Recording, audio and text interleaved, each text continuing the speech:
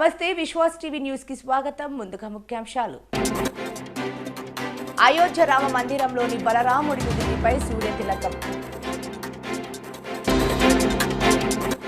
దేశ ప్రజలపై ఒకే భాష ఒకే చరిత్రను రుద్దేందుకు కాషాయ పార్టీ కుట్ర రాహుల్ గాంధీ. కొనతాలకు మద్దతుగా జబర్దస్త్ ఫిల్మ్ హైపర్ ఆది ప్రచారం.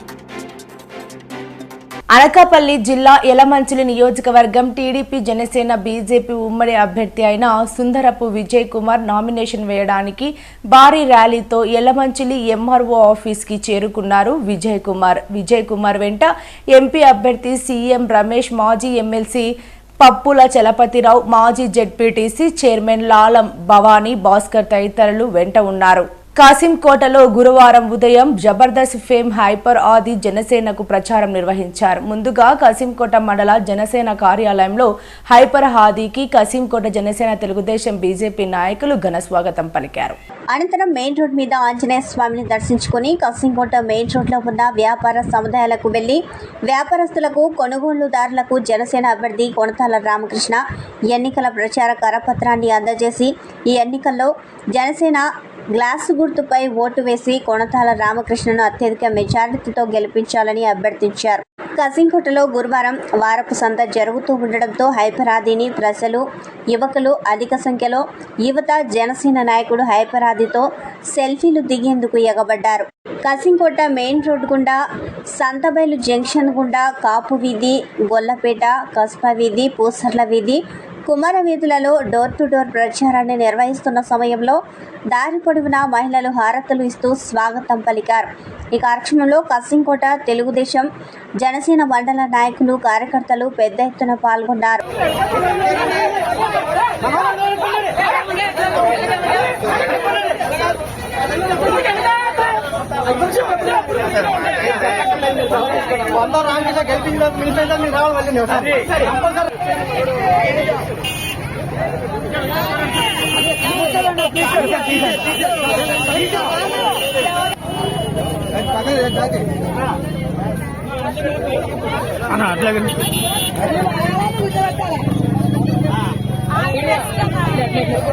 ఇప్పుడు వాయిస్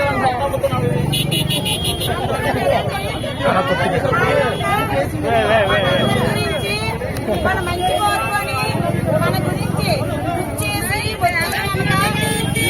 అందరూ కూడా కొనతాల రామకృష్ణ గారికి అమూల్యమైన, అతి పవిత్రమైన ఓటు ముద్రలు వేసి గెలిపిస్తారని ఆదరణ మరీ మరీ కోరుతున్నారు.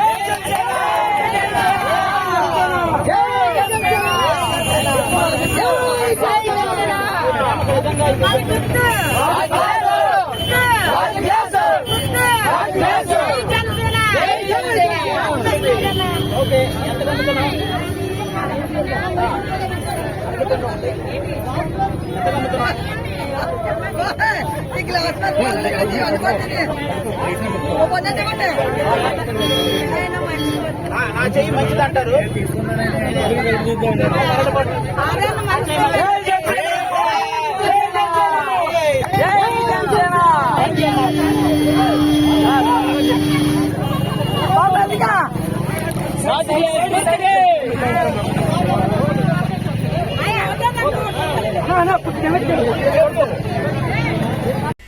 శ్రీరామనవమి వేడుకలు గాజువాక వ్యాప్తంగా అన్ని రామ మందిరాల్లో ఘనంగా నిర్వహించారు. తెల్లవారుజాము నుంచి ఆలయాల వద్ద భక్తుల రద్దీ కనిపించింది. పాత కన్నవాణి పాలెం రామాలయం వద్ద సీతారాముల కళ్యాణం అంగరంగ వైభవంగా నిర్వహించారు. భాజపా నియోజకవర్గ కన్వీనర్ కర్ణం రెడ్డి, నరసింహారావు, జ్యోతి దంపతులు తొలి పూజ నిర్వహించగా కళ్యాణ వేడుకకు నియోజకవర్గ కూటమి అభ్యర్థి వల్లా శ్రీనివాసరావు ముఖ్య అతిథిగా హాజరయ్యారు.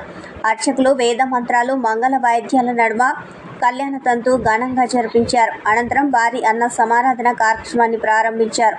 సాయంత్రం కోలాటం, రామాంజనేయ యుద్ధం లాంటి పలు సాంస్కృతిక కార్యక్రమాలు నిర్వహించారు. కార్యక్రమంలో సిరసపల్లి అప్పారావు, కరణం కనకారావు, గొంతిన దేముడు, మడగల కన్నయ్య, పద్మ, భువనేశ్వరి, వాసు, ప్రకాష్, నాగేశ్వరరావు తదితరులు పాల్గొన్నారు.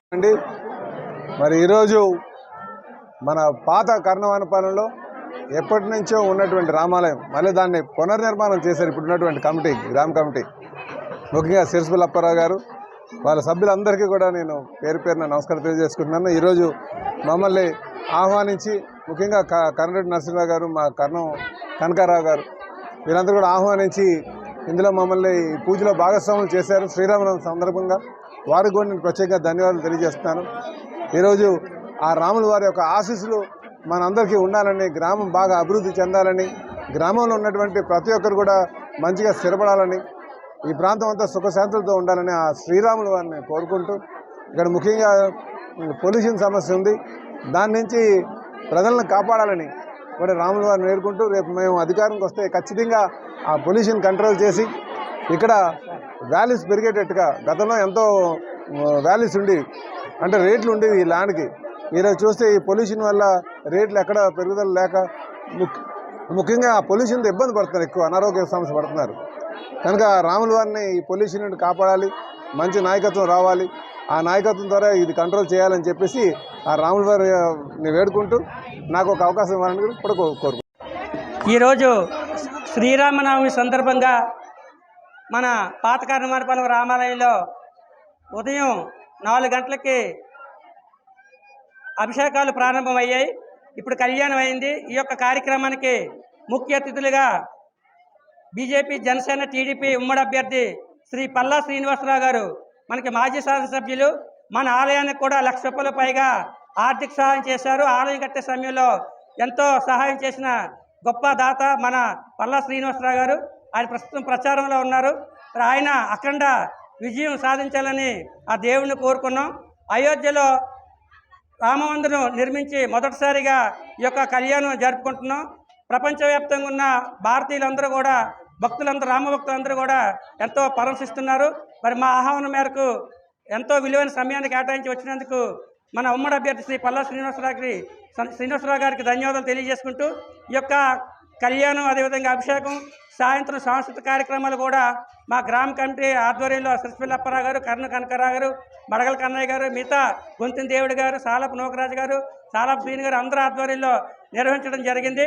ప్రతి సంవత్సరం కూడా ఇప్పటికే మేము ఈ కళ్యాణంలో గత 15 ఏళ్ళుగా కళ్యాణంలో మేము కూర్చుంటున్నాం. మా దంపతులు ఇప్పటికే 15 ఏళ్ళ నుంచి కూర్చుంటున్నాం. ఇప్పటికే ప్రతి సంవత్సరం కూడా 5,000 మంది పైగా భక్తులు వస్తుంటారు. వారందరికీ కూడా అన్న సమారాధనని ఏర్పాటు చేయడం జరుగుతుంది. మరొకసారి మా ఆహ్వానం మేరకు ఇచ్చేసినటువంటి ఉమ్మడి అభ్యర్థి శ్రీ పల్లా శ్రీనివాసరావు గారికి ప్రత్యేకమైన ధన్యవాదాలు తెలియజేస్తాను. దేశ ప్రజలపై ఒకే చరిత్ర, ఒకే జాతి, ఒకే భాషను రుద్దాలని బీజేపీ కోరబోతోందని కాంగ్రెస్ నేత రాహుల్ గాంధీ దుయ్యబట్టారు. కేరళలోని కన్నూరులో లోక్సభ ఎన్నికల ప్రచారంలో భాగంగా గురువారం జరిగిన ప్రచార ర్యాలీని ఉద్దేశించి మాట్లాడారు. భారత్ వైవిధ్యతను కాంగ్రెస్, యూడీఎఫ్ ఆమోదిస్తాయని, తాము భిన్న భాషలను, భిన్న సంస్కృతులను, భిన్న చరిత్రను గౌరవిస్తామని చెప్పారు. దేశ ప్రజల విభిన్నమైన భావాలను గుర్తెరిగి అంగీకరిస్తామని అన్నారు. ఉదాహరణకు కేరళ నుంచి మలయాళాన్ని తొలగిస్తే రాష్ట్రంలోని మహిళ తన పిల్లలకు ఈ భూమి గొప్పతనం గురించి ఎలా వివరించగలదని రాహుల్ ప్రశ్నించారు. Malayalam is not just a simple language. Malayalam എന്ന് പറയുമ്പോൾ അത് വളരെ ലളിതമായ ഒരു ഭാഷ മാത്രമല്ല. Inside Malayalam is hidden the history, the tragedy, the happiness, the sadness, the brilliance of the people of Kerala. Malayalam എന്ന് പറയുന്നത് വെറും ഒരു ഭാഷയല്ല. മലയാളം എന്ന ഭാഷയ്ക്കുള്ളിൽ മലയാളിയുടെ ചരിത്രമുണ്ട്, മലയാളിയുടെ സ്നേഹമുണ്ട്, മലയാളിയുടെ സന്തോഷമുണ്ട്, മലയാളിയുടെ ദുരന്തങ്ങളുണ്ട്, മലയാളിയുടെ ദുഃഖങ്ങളുണ്ട്. ഇതെല്ലാം ചേർന്നതാണ് മലയാളം എന്ന ഭാഷ. The tears of joy that Malayali women feel when their children do well, but also the tears of sorrow when someone loses a brother.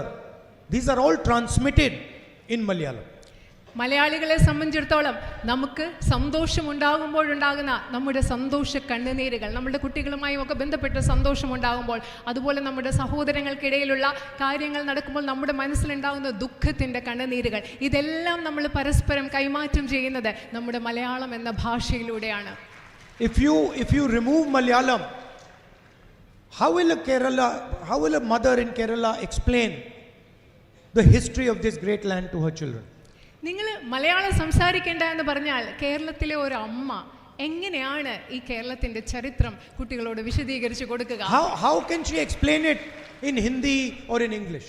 എങ്ങനെയാണ് കേരളത്തിലെ ഒരു അമ്മയ്ക്ക് ഹിന്ദിയിലോ ഇംഗ്ലീഷിലോ ഈ കാര്യങ്ങളൊക്കെ വിശദീകരിച്ച് കൊടുക്കാൻ പറ്റുക? So this is what we are protecting.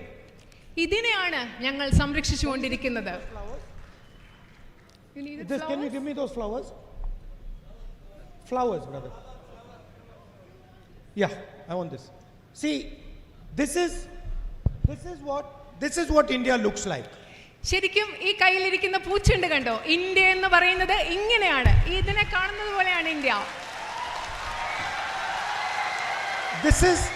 This is also what Kerala looks like. കേരളവും ഇന്ത്യ മാത്രമല്ല, ആ പൂക്കളുള്ള ബൊക്കെ പോലെയാണ് കേരളവും.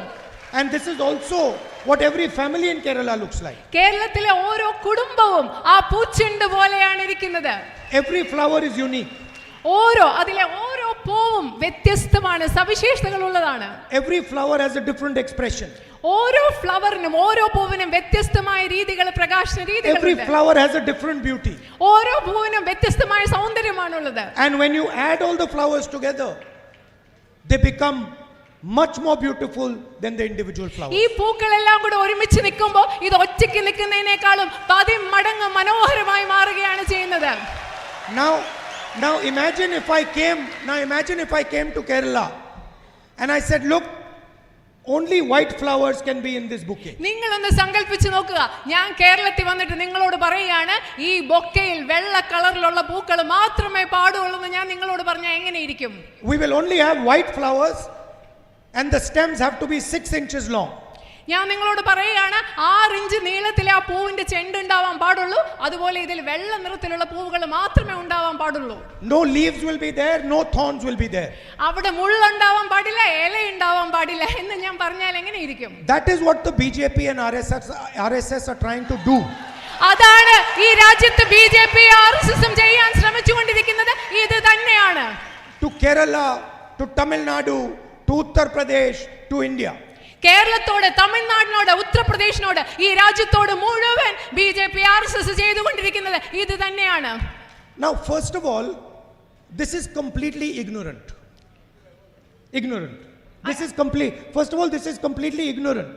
I'm not able to hear you. First of all, Yeah. this is a completely ignorant action. Yes, ഇതെന്ന് പറയുന്നത് ഈ രാജ്യത്തെ പറ്റി കൃത്യമായ ധാരണയില്ലാത്ത, അറിവില്ലാത്ത ഒരു ചിന്തയും പ്രവൃത്തിയുമാണ്. It shows they don't understand India. അത് മനസ്സിലാക്കുന്നത് അവർക്ക് ഇന്ത്യയെ മനസ്സിലാക്കാൻ സാധിക്കുന്നില്ല എന്നുള്ളതാണ്. And it shows they don't understand Kerala. അത് മനസ്സിലാക്കുന്നത് അവർക്ക് ഇന്ത്യയും കേരളത്തെയും മനസ്സിലാക്കാൻ BJPക്ക് RSSനും കഴിയുന്നില്ല എന്നുള്ളത് തന്നെയാണ്. The Prime Minister recently went to Tamil Nadu. Prime minister, പ്രധാനമന്ത്രി അടുത്തിടെ തമിഴ്നാട്ടിലേക്ക് പോയി.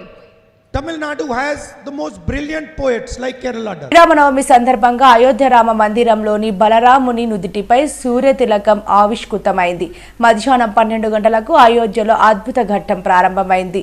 75 mm వ్యాసార్థంతో దాదాపు 6 నిమిషాల పాటు విగ్రహమూర్తిపై సూర్యకిరణాలు ప్రసరించాయి. ఈ అపూర్వ ఘట్టాన్ని భక్తులు కనులారా వీక్షించారు.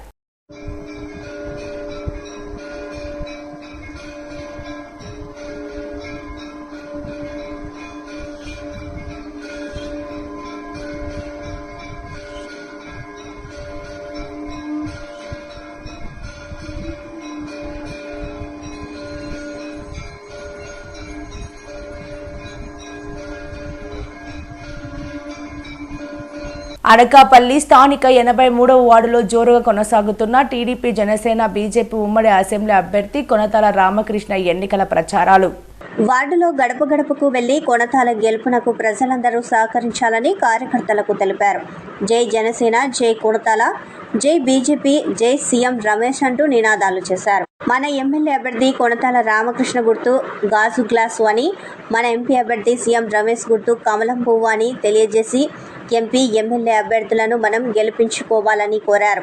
ఈ కార్యక్రమంలో తెలుగుదేశం పార్టీ సీనియర్ నాయకులు బుద్ధా ప్రసాద్, యాండ్ర రామకృష్ణ, పొలిపేర ఆనంద్, యాండ్ర సన్యాసిరావు, పోలంకి రమేష్, పట్నాల నరసింహమూర్తి, సరిసా శ్రీను, కూరకుల భారతి, బీశెట్టి హేమ, కోట్ని హుమా, తలాడ కిరణ్ అధిక సంఖ్యలో కార్యకర్తలు పాల్గొన్నారు. జై తెలుగుదేశం, జై బీజేపీ, జై బీజేపీ,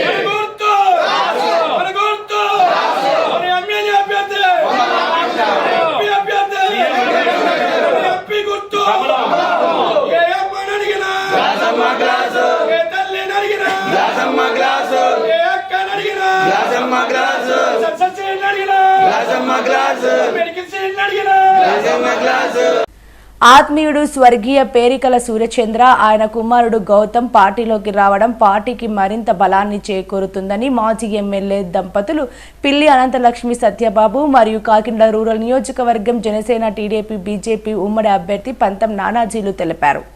కాకినాడ రూరల్ మండలం వలసపాకల తన నివాసంలో మాజీ ఎంపీటీసీ వెలగ రామకృష్ణ, స్వర్గీయ పెరికల సూర్యచంద్ర కుమారుడు పెరికల గౌతమ్లు ఏర్పాటు చేసిన సమావేశంలో గౌతమ్ సమక్షంలో సుమారు 300 మంది పార్టీలోకి మాజీ ఎమ్మెల్యే దంపతులు పిల్లి అనంతలక్ష్మి సత్యబాబు, ఎమ్మెల్యే అభ్యర్థి నానాజీ మరియు టీడీపీ రూరల్ నియోజకవర్గపు కోఆర్డినేటర్ కట్కంశెట్టి బావిల సమక్షంలో పార్టీ కండువాలను కప్పుకున్నారు. ఈ సందర్భంగా వారు మాట్లాడుతూ రాష్ట్రం బాగుపడాలంటే, అభివృద్ధి చెందాలి అంటే ముఖ్యమంత్రిగా చంద్రబాబు నాయుడికే రావాలని కాకినాడ రూరల్ నియోజకవర్గంలో టీడీపీ, జనసేన, బీజేపీ పార్టీలో బలపరిచిన జనసేన పార్టీకి చెందిన ఉమ్మడి అభ్యర్థి నానాజీని గాజు గ్లాస్ గుర్తుపై ఓటు వేసి భారీ మెజారిటీతో గెలిపించాలని పిల్లి దంపతులు తెలియజేశారు.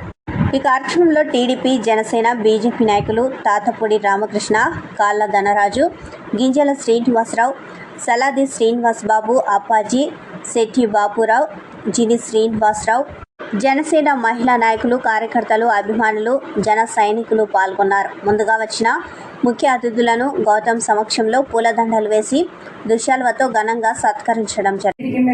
పెద్దలందరికీ నా హృదయపూర్వక నమస్కారం తెలియజేస్తూ, తెలుగుదేశం కుటుంబ సభ్యులు, అలాగే జనసేన కుటుంబ సభ్యులు, బీజేపీ కుటుంబ సభ్యులందరికీ కూడా సోదరులకి నా హృదయపూర్వక నమస్కారం తెలియజేస్తున్నాం. ఇప్పటి వరకు కూడా 2014 నుంచి 2019 వరకు అభివృద్ధి చేసాం. కాకినాడ రూరల్లో ఇక్కడికి వచ్చి నేను వలసపాకల వాకలపూడి కూడా అభివృద్ధి చేసాం. తర్వాత 2019లో మేము ఓడిపోవడం జరిగింది. అప్పటి నుంచి ఇప్పటి వరకు కూడా ఇప్పుడున్న ఎమ్మెల్యే గారు ఎప్పుడు కూడా ఎవరో ఏ గ్రామం కూడా వెళ్ళటం చూడలేదు. ఆయనకి ఇప్పుడు మళ్ళీ ఎమ్మెల్యేలు నెగ్గడానికి మా బీసీలు ఉపయోగించుకుంటున్నారు. ఏ గ్రామం వెళ్ళినా సరే నీకు అక్కడ గుడి కడతాము, ఉద్యోగాలు మీ అబ్బాయికి ఉద్యోగాలు ఇస్తామని చెప్తే అది 5 సంవత్సరాలు కూడా చేయలేదు. వాళ్ళు ఎందుకు చేస్తారని ప్రజలు ఆడుకోవాలి. ఎవరైతే అందుబాటారో, ఎవరైతే మీ దగ్గరికి పాల్గొంటున్నారో కష్టకాల్లో అలాంటి వారికి మీరు చేసుకోవాలి. నేను తెలుగుదేశం ప్రభుత్వం 2 సార్లు చేసాం. మనసారి ఓడిపోయిన పెద్దలు జనతరపుని నానాజీ ఇవ్వటం జరిగింది. మేము అందరం కూడా మా కుటుంబ సభ్యులు అందుచోబెట్టి పరిస్థితి ఎలా ఉందంటే చంద్రబాబు నాయుడు గారు ఫోన్ చేయడం జరిగింది. మీరు జనసేన కాబట్టి నానాజీ గారు మీరు కలిగి తర్వాత మేము చేస్తామని చెప్పడం జరిగింది. ఏదేమైనా అయిన తర్వాత మీకు ఏవైతే మా గ్రామాలు ఉన్నాయి కాకినాడలో అన్ని గ్రామాలు కూడా మేము వర్క్ చేయడానికి మీరు ఏం అడుగుతారని మేము చేయడానికి సిద్ధంగా ఉన్నాం. గౌరవనీయులు పెద్ద నానాజీ గారిని కూడా మేము అడగడం జరిగింది. నెగ్గిన వరకునే మీరు నెగ్గిన తర్వాత మాకు ఇవ్వాలన్న అవకాశం మా కార్యకర్తలకి, మా లీడర్స్కి వాళ్ళు ఏవైతే అడిగారో అన్ని మేము చేసుకుంటామని అడగడంలో మేము అడిగాం. ఆయన కూడా ఒప్పుకున్నారు. మీరందరూ కూడా ఆలోచించండి. చిన్నోళ్ళు ఎలాగా తెలుసుకోలేరు ల్యాబ్రీ, కానీ మనం కూడా కష్టపడాలా. ఏంటంటే నిన్న కళ్యాణ్ గారు బీఫామ్ ఇస్తూ బీఫామ్తో పాటు ఒక కాగితం కూడా ఇచ్చారు. అది ఒక సర్వే కాగితం. ఆ సర్వేలో మనం దగ్గర 25,000 మెజార్టీతో నగ్గుతున్నాం. ఇస్తూ ఒక మాట చెప్పారు ఆయన, నానాజీ గారు, ఇది యాజ్ అంటే ఇది ఎదరికి ఎదుగుతూ పెరగచ్చు, మన పోల్ మేనేజ్మెంట్ బాగోకపోతే అది కూడా పోవచ్చు. కాబట్టి పోల్ మేనేజ్మెంట్ మీద దృష్టి పెట్టండి పూర్తిగా. పోల్ మేనేజ్మెంట్ పెట్టకపోతే మటుకు ఈ 25,000 నిలబడకపోవడం 10 నిమిషాల పని, 1 రోజు 2 రోజుల పని. ఒక ఇన్సిడెంట్, ఒక యాక్సిడెంట్ కూడా ఎలక్షన్లు మార్చేసింది దేశం మంది. కాబట్టి ఈ వేళ లెక్కేసుకోవద్దు. ఇది మరింత పెంచుకుంటూ వెళ్తే రేపు పొద్దుట ఏం జరిగినా ఆయన చెప్పడం. అదే రాత్రి, నిన్న రాత్రి ఒక పెద్ద వ్యాన్ నిండా కాకినాడ సరే నువ్వు మాట్లాడదు దొంగ నోట్లు వచ్చేసాయి. అంటే డూప్లికేట్ పట్టాలు తీసుకున్న వాళ్ళు దొంగ నోట్స్ ధైర్యం వాళ్ళు చేస్తా ఉన్నారు. పెద్ద ఎత్తున దొంగ నోట్లు వచ్చేసాయి. కాబట్టి ఇందులో ఏంటంటే డబ్బులు తీసుకున్నప్పుడు తీసుకోండి, కానీ తీసుకోండి వాళ్ళు ఇచ్చి డబ్బు. ఎందుకంటే అది కూడా ఒక కేసు వస్తుంది. రేపు పొద్దున ఓడిపోతే వాళ్ళు పలానా చోట డబ్బులు నా నోట్లు ఉన్నాయి, ఈ గుమ్మలు ఆ నోట్లు ఉన్నాయి, ఆ గుమ్మలు ఈ నోట్లు ఉన్నాయని చెప్పి చెప్తారు ఖచ్చితంగా. కాబట్టి అదొకటి జాగ్రత్తగా చూడాలా. ఇక్కడ ఉన్నట్టు నాయకులు, ఆయన నాయకులు అందరూ కూడా పెద్ద ఎత్తున ప్రతి ఒక్కరు తెలియజేయాలా. ఎందుకో తెలిసిన ఇవాళ పేపర్లోనే రాలా, దేంట్లోనే రాలేదు. రాత్రే మీడియాకి తెలిసి విషయం అంతా చాలా మంది మీడియాకి తెలుసు. ఎందువల్ల ఆగిపోయిందో నాకైతే తెలీదు.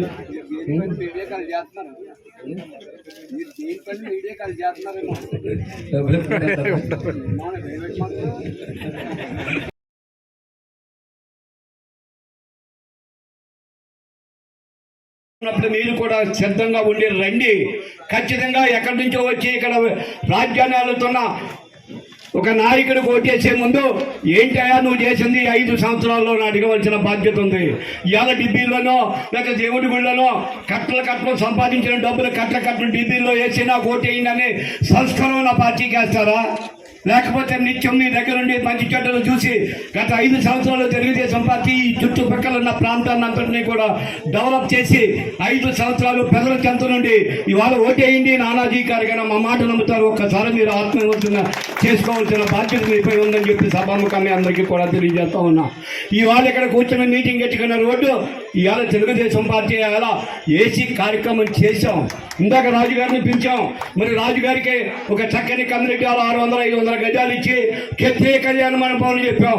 మరి రాజుగారికి క్షత్రియ కళ్యాణం పెట్టినప్పుడు చుట్టుపక్కల రాజులందరినీ కూడా పిలిచి మా కమ్యూనిటీ అంతా తెలుగుదేశం పార్టీ బలపరిచిన అభ్యర్థికి వేస్తామని చెప్పవలసిన బాధ్యత రాజుగారికి ఉంది. చెప్పాలి. వార్తలు ముగించే ముందు ముఖ్యాంశాలు మరోసారి. అయోధ్య రామ మందిరంలోని బలరాముడి నుదిటిపై సూర్యతిలకం. దేశ ప్రజలపై ఒకే భాష ఒకే చరిత్రను రుద్దేందుకు కాషాయ పార్టీ కుట్ర రాహుల్ గాంధీ. కొనతాలకు మద్దతుగా జబర్దస్త్ ఫిల్మ్ హైపర్ ఆది ప్రచారం. ఈ వార్తలు ఇంతటితో సమాప్తం. నమస్కారం.